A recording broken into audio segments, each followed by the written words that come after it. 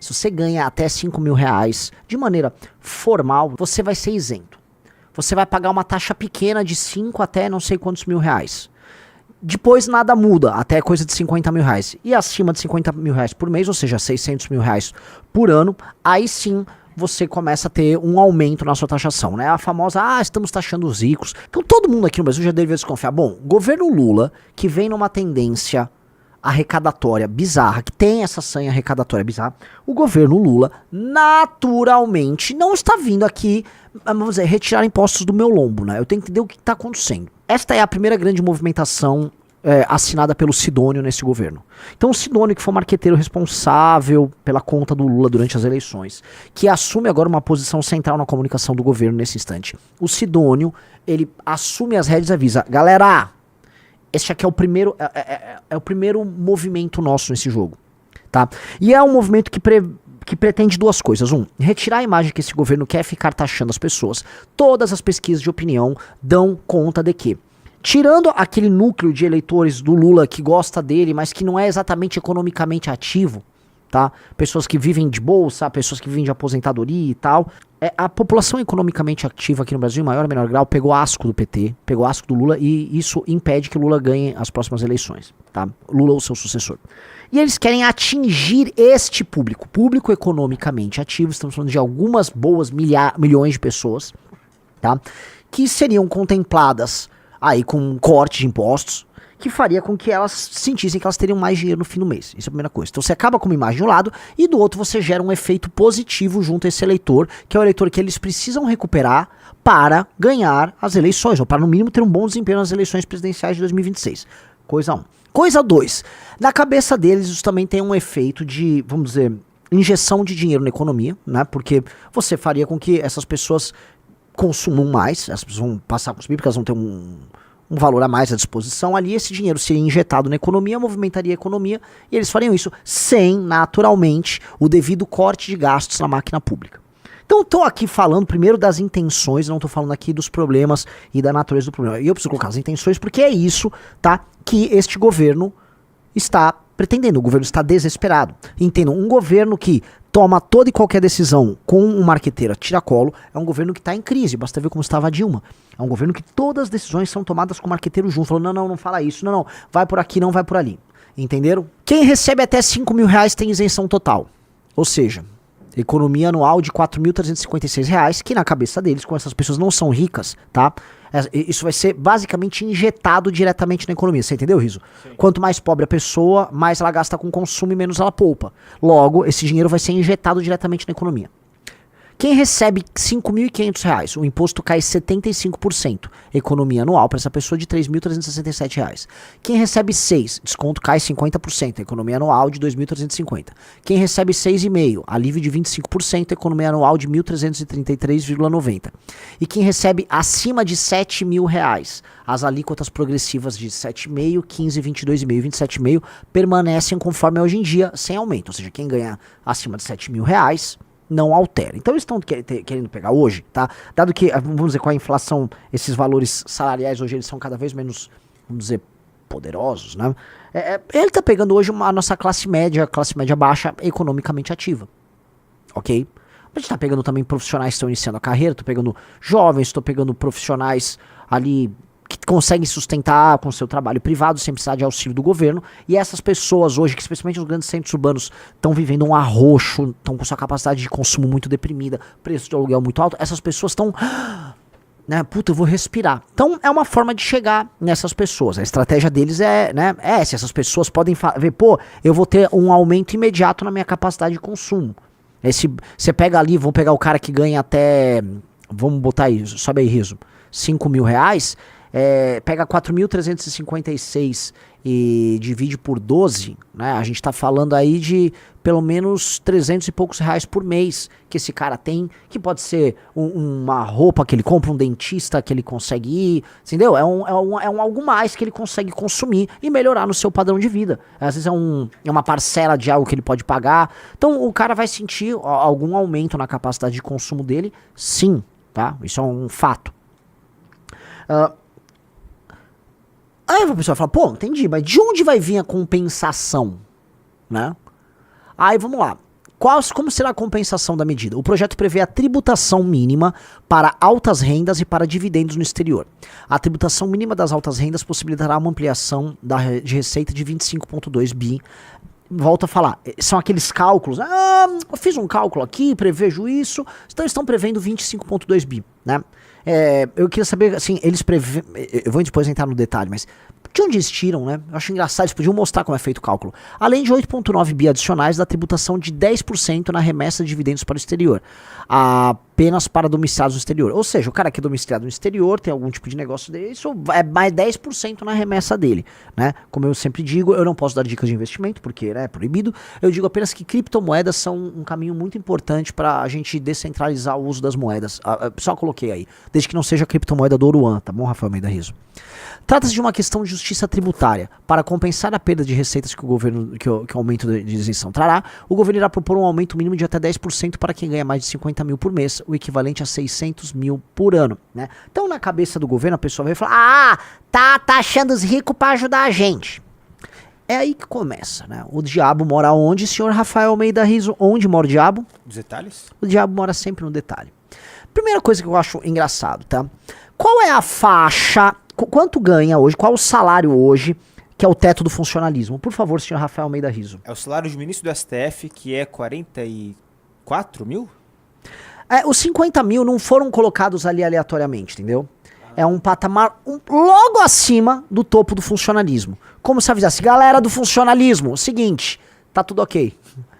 Galera, fiquem tranquilos, formalmente tá tudo ok. Eu sempre digo pra vocês, o diabo mora no detalhe. Veja só este outro detalhe, que é um detalhe tão essencial pra gente entender a lógica. Excluídos da tributação de alta renda. Então vamos lá, tem a tributação da alta renda e tem os excluídos. Ganho de capital, beleza. Herança ou doação e adiantamento legítimo, beleza. Títulos e valores imobiliários isentos, beleza. Poupança, beleza. Aposentadoria e pensão de moléstia grave, beleza. Indenizações. O que seriam indenizações, pessoal?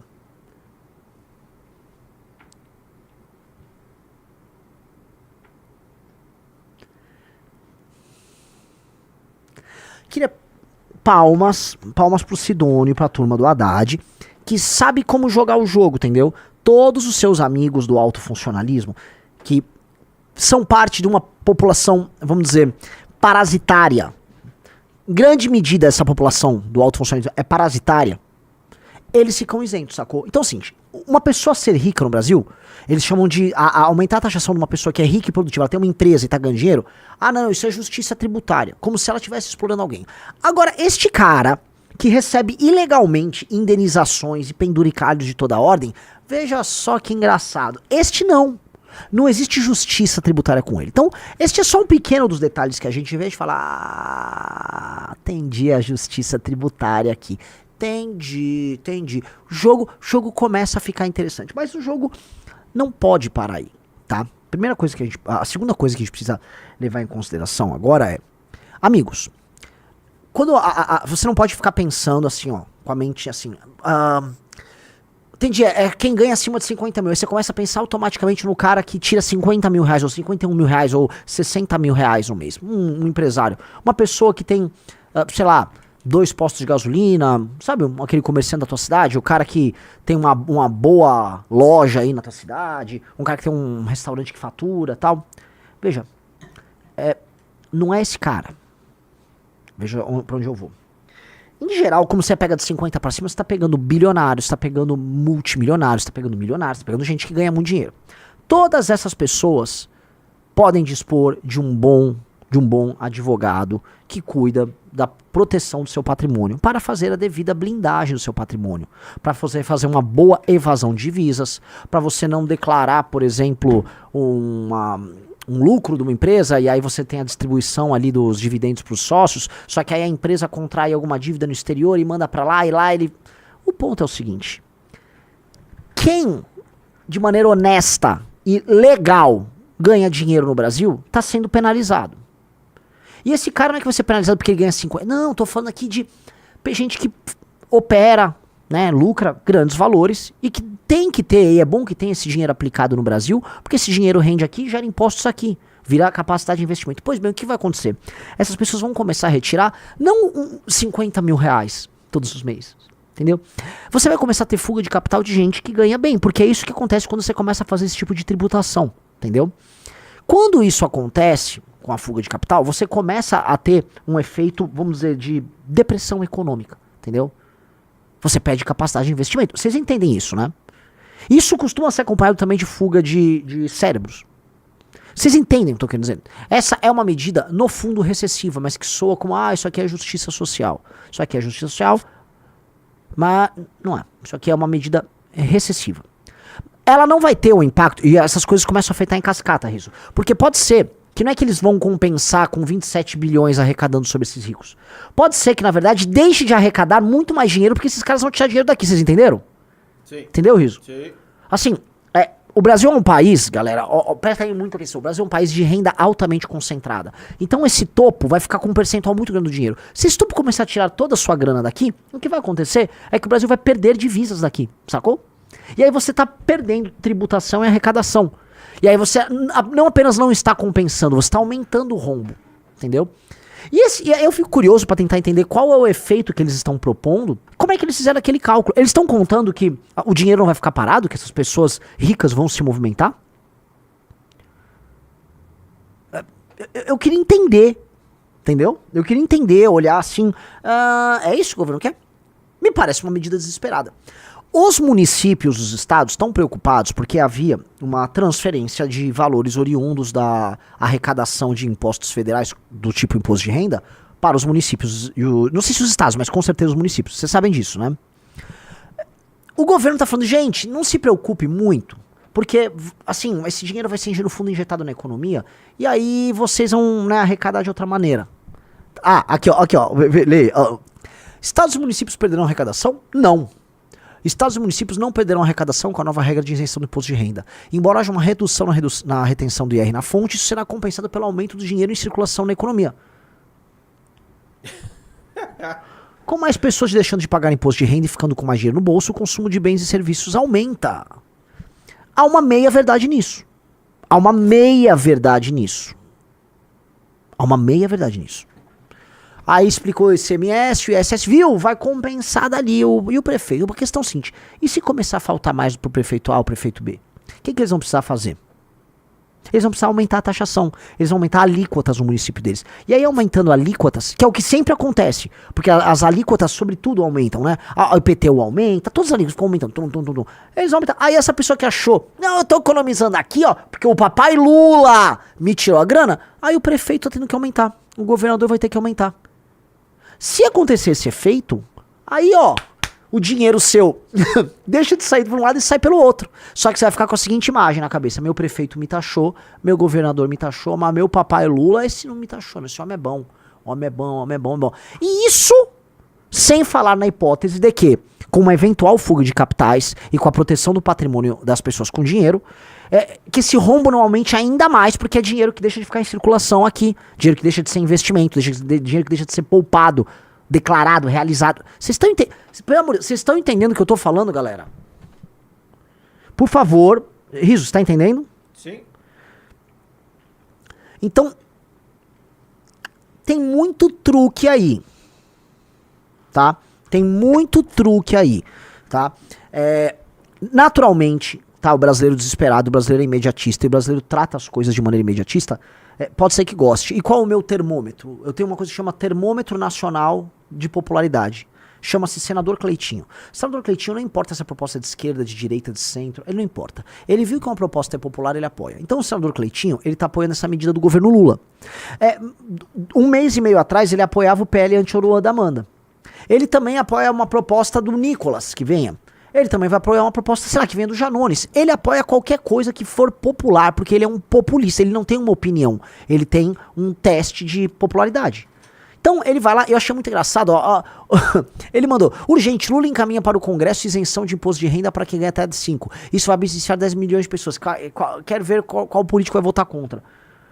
Ele não quer saber de nada. O senador Cleitinho, esse sim, um dos grandes vagabundos da nação, ele só quer o lucro dele ali, político, entendeu? Então, ele que é um termômetro nacional de popularidade, ele vai dar o tom de uma proposta cujo objetivo é ser populista, gerar uma injeção imediata de recurso de maneira artificial na economia, criar esse discurso de nós contra eles, criar a ideia de que o governo não quer taxar, o governo no fundo estava sempre te protegendo, estava fazendo você consumir mais. Só que você vai ter um rebote nisso. Isso vai ter um efeito rebote. E esse efeito rebote, entendam, sempre termina no colo da população economicamente ativa. Porque é o seguinte, o dinheiro, amigos, o dinheiro sempre vem das mesmas fontes. De onde vem o dinheiro que o governo consome? É das pessoas que produzem. Você tem que tirar o dinheiro de quem produz. Não adianta você falar, não, esse dinheiro vai vir do cara que não produz. Veja, ele não produz. Então, se faltar dinheiro, eles vão ter que arrecadar em cima das mesmas pessoas de sempre. Então, por isso que eu sempre falo, no fim do dia, o que estão te dando com uma mão, vão te tirar com outra. Estão te dando com uma mão, já... É isso. Então, né, a gente deu uma estudada aí no projeto, né, e uma estudada no contexto, porque assim, tem muitos elementos aqui. Isso aqui vira uma injeção antirrecessiva de efeito imediato na economia. Isso aí aumenta a dependência dos estados e municípios do governo federal. Isso aí desmonta o discurso de qualidade taxadora, a ideia do taxade, né? Isso aí tenta buscar um eleitor de classe média baixa ao redor do Brasil inteiro, ou seja, faz um corte transversal em todo o Brasil dizendo que você está dando dinheiro na mão dele, tá? Isso volta com aquele discurso de ricos contra pobres, tá? Isso retira e protege o autofuncionalismo. Então isso, vamos dizer, tem inúmeros efeitos ali que pro PT, nesse jogo atual, em que o PT tá perdendo muito e precisa arriscar, é necessário e rola bem pra eles. Tem um cara que tá ali colocando o tempo todo assim, qual é a solução, Renan? Qual a solução? Muito simples, vocês querem... Eu sou a favor de redução de impostos para a classe média. Eu sou muito a favor. Não de maneira artificial, mas eu sou a favor de redução de impostos. A gente poderia fazer isso, por exemplo, acompanhado de um corte de gastos na máquina pública. Um importante corte de gastos na máquina pública que não significa precarizar nada.